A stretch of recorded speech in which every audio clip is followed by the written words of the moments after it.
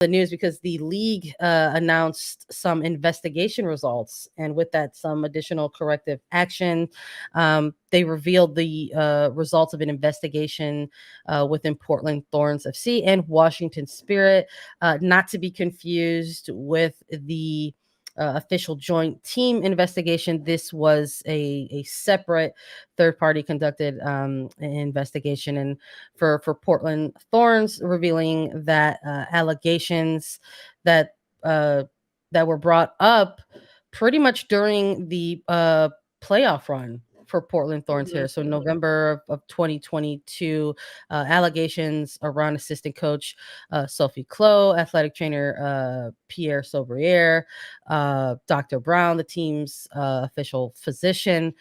So a number of folks involved in this investigations. Sophie Clow, allegations of unwanted physical contact with a player reporting concerns that Clow kissed her neck at the team's championship celebration in DC. There was additional reports of bullying, and the investigation, although within the Royal Assaults, kind of cleared her of that. It said that she did not exceed bounds of what would be considered appropriate coaching. And then things I think get a little bit more gray, or not so much gray, but murky, really, when it comes to Dr. Brown and athletic trainer Pierre Sobriere, talking about we're talking about very high dangerous sort of drugs. The allegations were that he administered essentially codeine to two players before the October 2022 semifinal. These are controlled substances that are supposed to require a prescription by a physician specifically.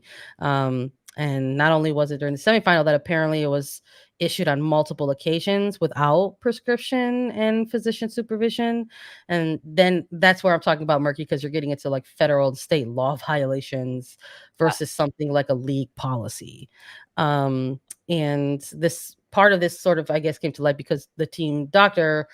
Breanne Brown essentially did self-reporting and reported herself, and was the one that gave access ultimately for Sobriere to administer that codeine. So I guess there was, with these allegations coming to light around the playoffs, a third party investigator was hired by the league, and they ultimately found enough wrongdoings and violations of team policy that additional corrective actions were issued. And while the league issued specific corrective actions, and they're going to be based on what we've seen before in the past, at least there's sort of these conditions in place that there has to be, it's going to be any future employment, it's going to be determined by, the commission at the commissioner's discretion, but there also has to be like an admittance of wrongdoing, acceptance and acknowledgement of any wrongdoing. There has to be additional, training that has to be completed, and only then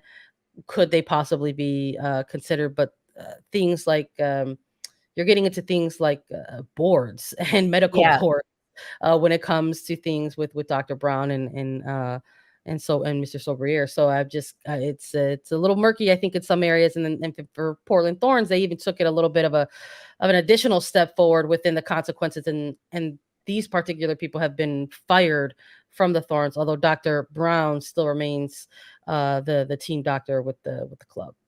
Yeah, so I think that's really important to touch on, is that assistant coach Sophie fired pretty much immediately upon the results of these investigations. And with Sobriere, as soon as this was kind of brought to light for the team and the league and the investigation started, Sobriere was put on administrative leave. So that was early December 7th.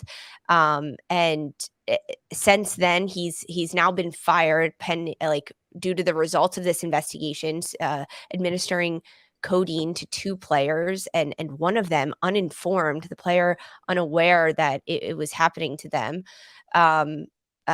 without the informed consent. So since then, after being fired by Portland Thorns, now his future employment depends entirely on the Oregon Board of Athletic Trainers and the Board of Certification, because they will go to a ruling and they will determine if he is eligible to continue practicing as an athletic trainer.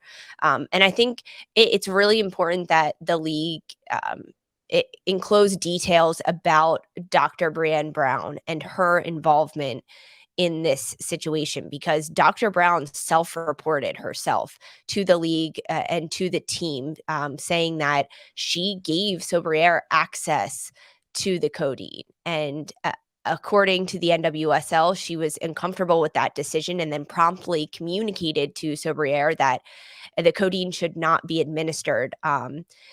But it was retrieved by Dr. Brown and it wasn't administered. So because of that, Dr. Brown did not violate any federal or state law or league policy. So Dr. Brown doesn't have to do anything legally on that sense. And within the NWSL, Dr. Brown is now subject to increased oversight by NWSL Chief Medical Officer Dr. Cindy Chang for the next 3 months. So a little bit of probation there for Dr. Brown after the self-reporting, but still found that Dr. Brown didn't do anything wrong, essentially. And for athletic trainer Sobriere, it looks like he's got to essentially go to court with these different things, and because it does become a legal matter, administering substances that he is not allowed to administer. He is not a physician. He cannot write prescriptions. He's not a doctor. So it's definitely pretty intense and pretty different than what we've seen traditionally. There's been a lot of allegations of sexual assault or sexual misconduct or verbal abuse and verbal assault, but this is very different because it becomes medical now and it becomes legal within the state of Oregon and the United States of America. And I think that's where this is takes just a different turn. It's just a different branch of the tree Yeah.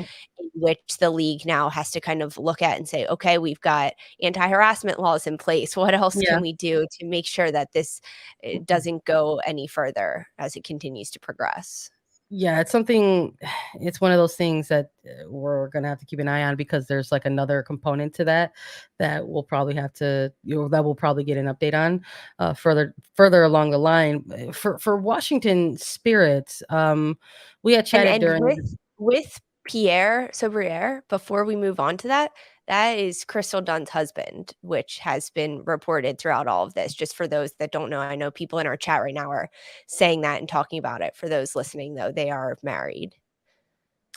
Yeah, I mean, that's for I guess that could be something if you're more of like a casual follower Yes, yes. of the league or soccer. Maybe that's not something that folks know. And I think I'll just take it one step further and say that Crystal Dunn, the player, was nowhere named within any of these investigations or Correct. allegations, and people should continue to differentiate those two things and understand those two things as well.